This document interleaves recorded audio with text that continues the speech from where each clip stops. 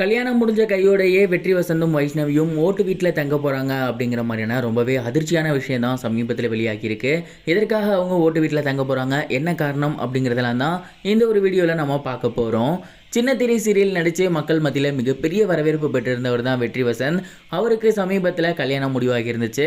அவரோட காதலியான வைஷ்ணவி அவர்களை இன்னைக்கு அவர் கல்யாணம் பண்ணியிருந்தார்.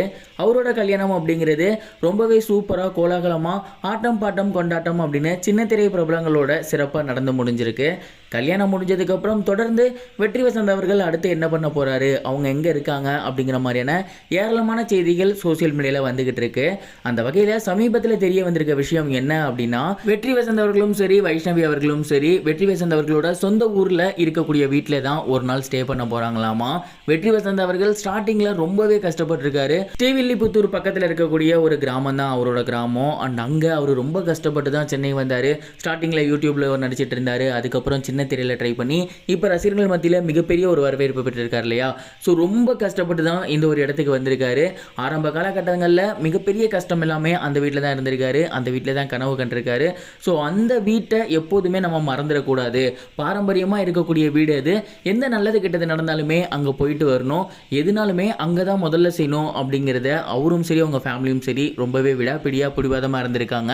அதனாலேயே வெற்றி வசந்த் அவர்கள் கல்யாணம் முடிஞ்சதுக்கப்புறம் முதல் நாள் அவங்களோட சொந்த ஊருக்கு போயிட்டு அந்த வீட்டில் விளக்கேற்றி வச்சுட்டு அங்கே நடக்கக்கூடிய சம்பிரதாயங்கள் எல்லாமே பண்ணிட்டு வரலாம் அப்படிங்கிற ஐடியாவில் இருக்காங்களாமா.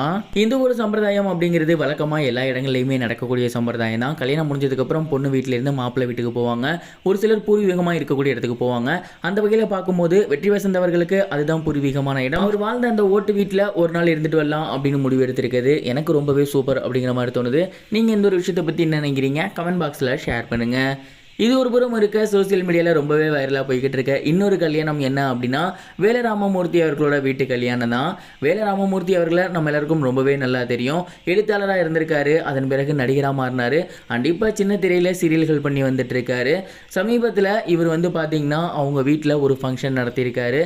குறிப்பாக மகன்வழி பேத்திக்கு தான் கல்யாணம் நடந்திருக்கு. இந்த ஒரு கல்யாணம் திருநெல்வேலி மாவட்டத்தில் நடந்திருக்கு. அந்த திருநெல்வேலி மாவட்டமே ஸ்தம்பிச்சு போகிற அளவுக்கு பயங்கரமாக அந்த ஒரு கல்யாணத்தை நடத்தி முடிச்சிருக்காங்க. மணப்பெண்ணோட புடவை மட்டுமே கிட்டத்தட்ட 8 லட்சத்துக்கு மேல அப்படிங்கிற மாதிரி வேல ராமமூர்த்தி அவர்களே ஒரு இன்டர்வியூல ஷேர் பண்ணியிருந்தாரு. அந்த அளவுக்கு ரொம்பவே பிரம்மாண்டமா ஆட்டம் பாட்டம் கொண்டாட்டம் அப்படின்னு இந்த ஒரு கல்யாணம் சைலண்டா நடந்து முடிஞ்சிருக்கு. அண்ட் இந்த கல்யாணத்தில் எடுக்கப்பட்ட போட்டோஸ் அண்ட் வீடியோஸ்லாம் வெளிவந்து தான் இவ்வளவு பிரம்மாண்டமா கல்யாணம் நடத்திருக்கீங்களா அப்படின்னு ரசிகர்கள் எல்லாமே ஆச்சரியமா கேள்வி கேட்டு வந்துட்டு இருக்காங்க.